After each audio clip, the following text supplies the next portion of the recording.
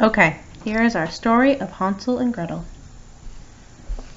A poor woodcutter lived with his two children, Hansel and Gretel, beside a large forest.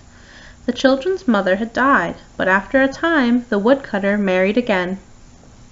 There was never much to eat in the house, but then came a famine, and there wasn't even enough bread for the four of them. One night the woodcutter lay in bed, tossing and turning with worry. He sighed and said to his wife, "What will happen to us? How can we feed my poor children when we have barely enough for ourselves?" His wife answered, "Listen, tomorrow we'll take the children deep into the forest and give them each a piece of bread. Then we'll leave them there. They'll never find the way home, and that way we won't need to feed them." "No, wife," said the man, "I won't do it. How could I leave my children alone in the woods? Wild animals would come down and tear them to pieces." "You fool," she said, "then all four of us will starve."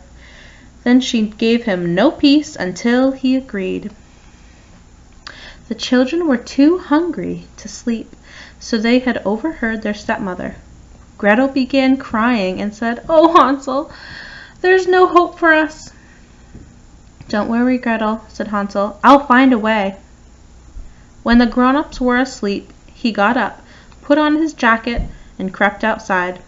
The moon was shining bright, and the pebbles on the ground glittered like silver coins. Hansel stuffed his pockets full of them. At daybreak, the stepmother came and woke the children. "Get up, you lazy, selfish children. We're going to the forest for wood." Then she handed them each a piece of bread and said, "This is for your lunch. Don't eat it too soon. There won't be any more." Gretel put the bread in her apron because Hansel had his pockets full of pebbles. Then they all set out for the forest. But Hansel kept stopping and looking back. Each time he turned, he took a shiny pebble from his pocket and dropped it on the ground. When they came to the middle of the forest, their father said, "Start gathering wood, children. I'll make a fire to keep you warm." Hansel and Gretel gathered twigs till they had a good pile. The fire was lit, and when the flames were high enough, the stepmother said, "Now, children, lie down here and rest. We're going into the forest to cut wood. When we're done, we'll come back and get you." Hansel and Gretel sat by the fire, and at midday they ate their pieces of bread. They heard strokes of an axe and thought their father was nearby. But it wasn't an axe. It was a branch he had tied to a dead tree so it would sound like chopping when the wind blew it to and fro. After some time, they were so tired that their eyes closed and they fell asleep. When they at last awoke, night had fallen. Gretel began to cry and said, "How will we ever get out of this forest?" But Hansel comforted her. "Just wait a little while. As soon as the moon rises, we'll find the way." And when the full moon had risen, Hansel took his little sister by the hand and followed the pebbles, which glistened like silver pieces, and showed them the way home. They walked all night and reached their father's house as day was breaking. When the stepmother opened the door and saw them, she cried, "Wicked children, why did you stay so long in the forest?" But their father was overjoyed, for he had been very unhappy since leaving them. Time passed and the famine continued. The children heard their stepmother talking to their father in bed. "Everything has been eaten. We have only half a loaf of bread left. The children must go. We'll take them even deeper into the forest, and this time they won't find their way home. It's our only hope." The husband was heavy-hearted. He thought it would be better to share his last bite with his children, but the stepmother wouldn't listen and only scolded him. "Once you've said yes, it's hard to say no," and so the woodcutter gave in again. The children were awake and heard the conversation. When the grown-ups were asleep, Hansel got up again. He wanted to gather more pebbles, but the stepmother had locked the door so he couldn't get out. Still, he comforted his little sister, saying, "Don't worry, Gretel. God will help us." Early in the morning, the stepmother came and got the children out of bed. She gave them their pieces of bread, but this time smaller than before. On the way through the forest, Hansel kept turning back and dropping a few breadcrumbs on the ground. The stepmother led the children to a place deep in the forest where they had never been before. Again, they made a fire, and she said, "Just sit here, children. If you get tired, you can sleep. We're going to cut wood, and this evening when we've finished, we'll come and get you." At midday, Gretel shared her bread with Hansel, as he had scattered his on the ground. They fell asleep, and the afternoon passed, but no one came for the poor children. It was after dark when they awoke, and Hansel comforted his little sister. "Gretel," he said, "just wait till the moon rises, then we'll see the breadcrumbs I scattered, and they'll show us the way home." When the moon rose, they set out, but they didn't find any breadcrumbs because all the birds of the forest had eaten them up. Hansel said to Gretel, "Don't worry, we'll find the way." But they didn't find it. They walked all night, and then all day, from the morning to night, and they were very hungry, for they had eaten only a few berries and they picked from the bushes. When they were so tired their legs could carry them no further, they lay down under a tree and fell asleep. Now it was the third morning since they had left their father's house. They started out again, but wandered even deeper and deeper into the forest, and, unless some help came soon, they were sure to die of hunger and weariness. At midday, they saw a lovely snowbird sitting on a branch, singing so beautifully that they stood still and listened. Then it flapped its wings and flew on ahead, and they followed until the bird came to a little house perched on the roof.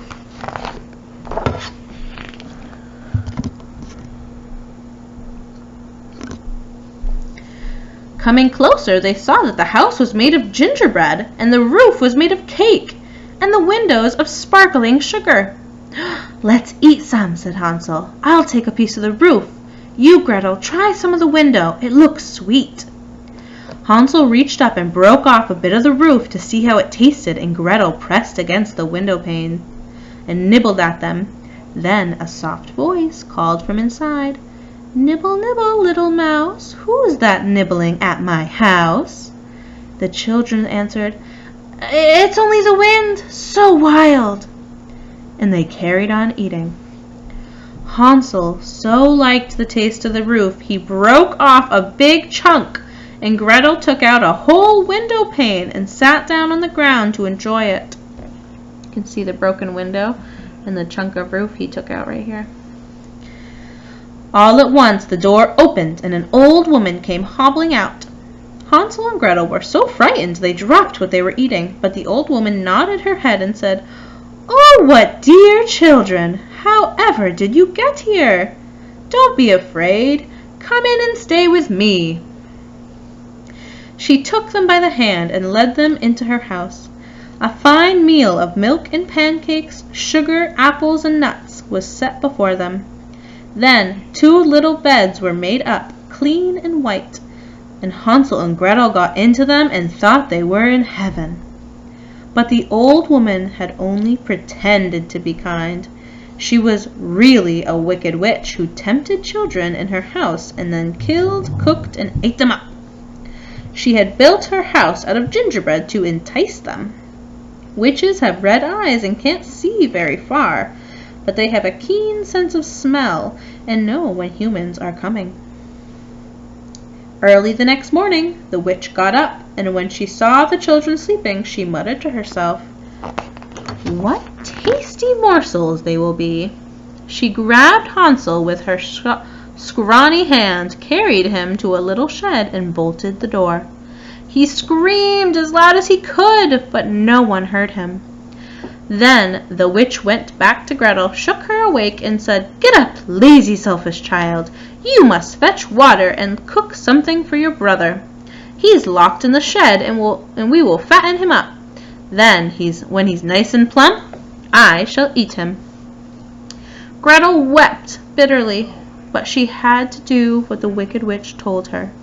Every morning the witch went to the shed and said, "Hansel, hold out your finger. Let's feel how fat you're getting." But Hansel held out a bone. Because she couldn't see well, she thought it was his finger. She wondered why he stayed so thin. When 4 weeks had gone by and the boy was skinny as ever, she decided not to wait any longer. "Gretel," she cried out, "fetch water and don't dawdle. Skinny or fat, I'm going to cook Hansel up tomorrow."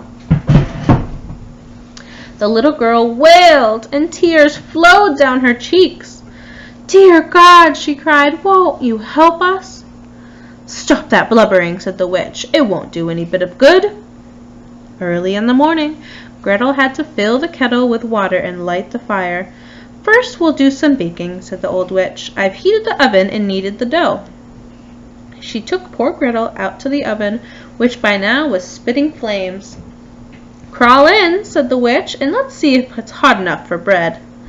The witch was going to close the door on Gretel and roast her so she could eat her too, but Gretel guessed what she must be thinking and said, "I don't know how to get in."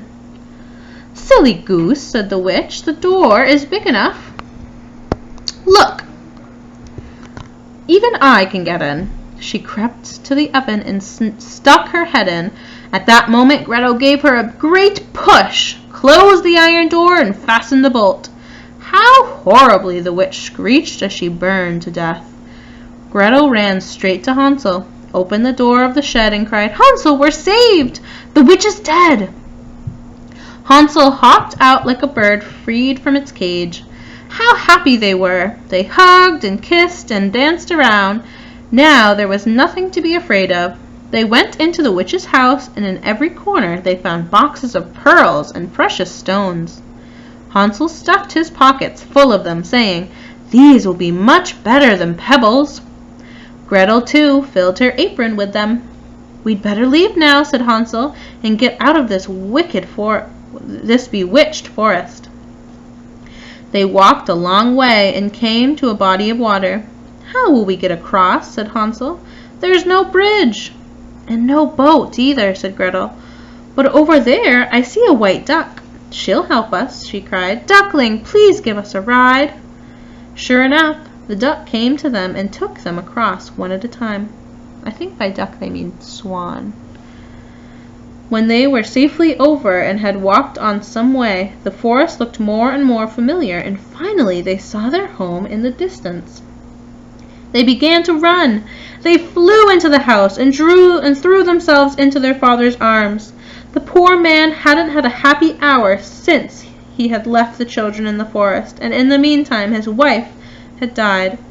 Gretel opened out her little apron, and the pearls and precious stones went bouncing around the room. Hansel reached into his pockets and tossed out handful after handful. Now all their worries were over, and they lived together happily ever after. Okay, so that is the end of that version of Hansel and Gretel.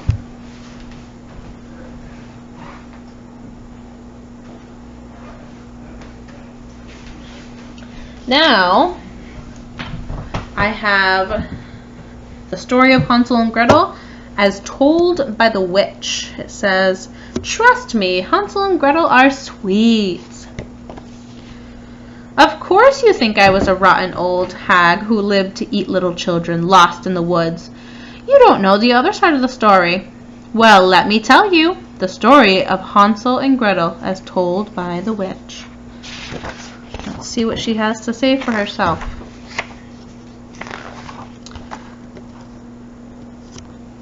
"Yes, I'm the witch from Hansel and Gretel's story, and yes, I've lived in a house made of gingerbread.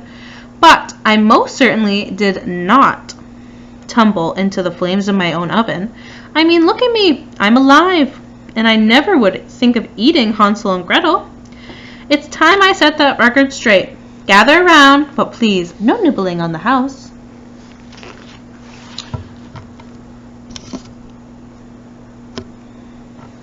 I always knew I was different. While the other little witches were learning to make potions and cast spells, I was playing with my food. I molded mashed potatoes into polar bears.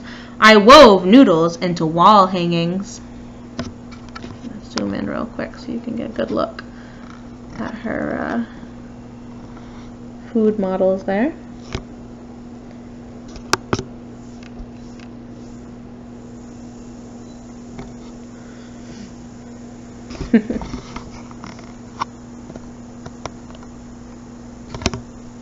As I grew up, my projects got bigger and better.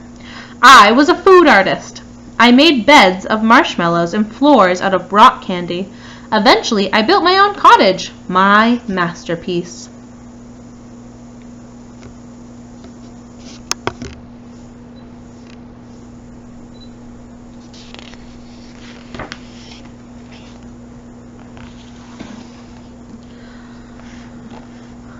A dry spell kept the rain off my house, but I couldn't cast a spell strong enough to keep the birds away, so I got a pile of children's clothes from lost and found boxes and put up scarecrows. I suppose that's what started the rumor that I ate children. The scarecrows did the trick, except for one crow who wasn't the least bit scared. I called him Thorn. Every day I had to patch the messes he'd make. It was an ongoing battle. It's hard to see, but you can see Thorn right there.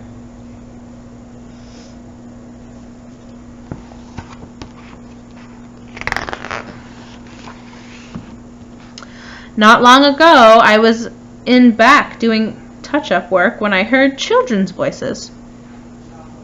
A shutter snapped and a window shattered. Little hooligans were eating my house.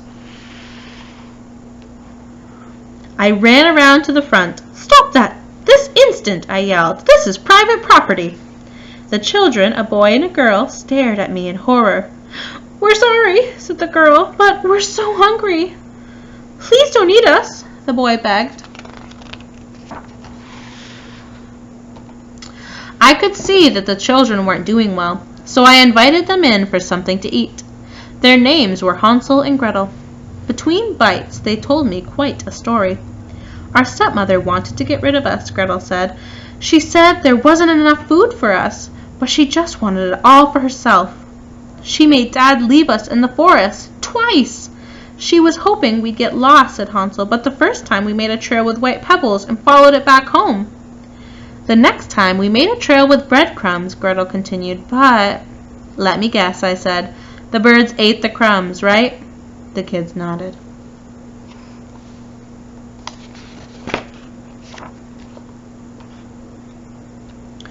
Of course I said they could live with me. Where else would they go? Hansel, Gretel, and I got along beautifully. I taught them about food art. They helped me with chores and kept an eye on that horrible bird. Bird's a little different than the one from the first story, huh? Hansel was a natural artist. He made a wonderful sculpture of himself out of sponge cake and fruit snacks. Sometimes I teased him by talking to it. Oh, Hansel, I want to gobble you up, I'd say. Life was sweet. I didn't even have to worry about Thorn anymore. One day he just disappeared. But you know, it was too good to be true. A bird like that never gives up.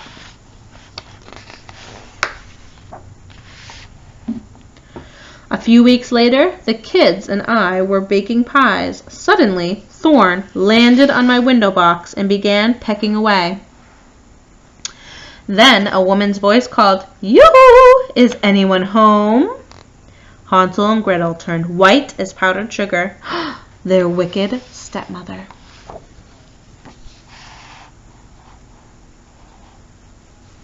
Yes, the stepmother and Thorn were working together.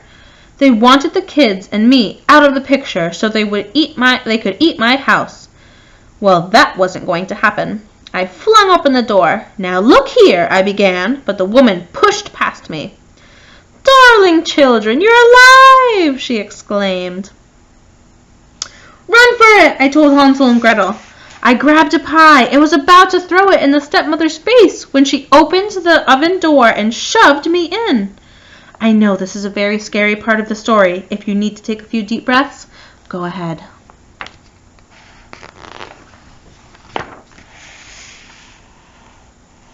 So there I was, hollering and pounding on the oven door.